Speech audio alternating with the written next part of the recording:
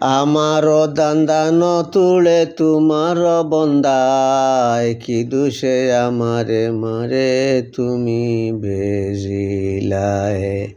তোমার হুকুমে আমি হইল নসিহত, তেখেনে দরিয়া মাইল হইল বিজত।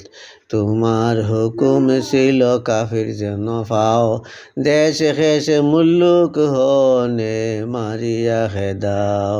খের কিছু বুড়া না করিল কোনো হাল, তবে হেনে আমার হইল এই হাল।